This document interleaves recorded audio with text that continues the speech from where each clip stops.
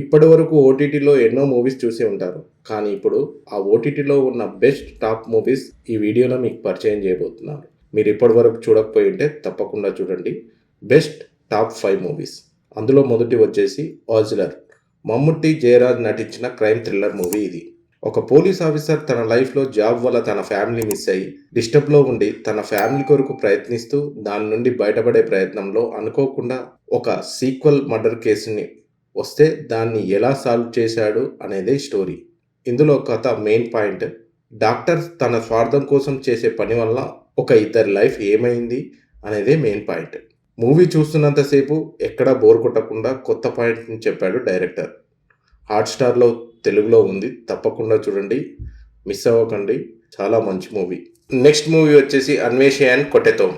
నవీన Thomas main లీడ్లో నటించిన Malayalam movie ఇది. తెలుగులో నెట్ఫ్లిక్స్లో ఉంది.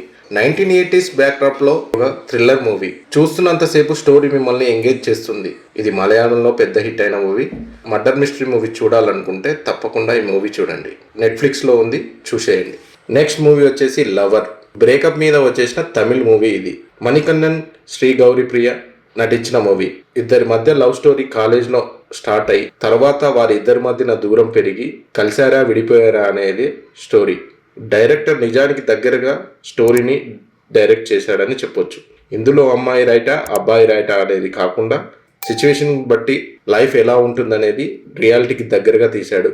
మణికన్నన్ యాక్టింగ్ చాలా బాగుందనే చెప్పొచ్చు. హాట్స్టార్లో ఉంది, ఒకవేళ చూడకపోయి ఉంటే తప్పకుండా చూడండి. లవ్ స్టోరీని ఒక డిఫరెంట్ యాంగిల్లో తీసిన మూవీ, చాలా బాగుంది, డోంట్ మిస్ ఇట్. తర్వాత మూవీ వచ్చేసి నీరు. మోహన్ లాల్, ప్రియమణి నటించిన మలయాళం మూవీ.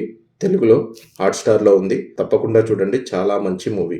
మోహన్ లాల్ లాయర్గా నటించిన మూవీ. ఈ మూవీ స్టోరీ వచ్చేసి ఏంటంటే, ఒక గుడ్డి అమ్మాయిని ఎవరో రేప్ చేసి వెళ్ళిపోతారు. రేప్ చేసిన అతను ఎవరు ఏంటి అనేది స్టోరీ.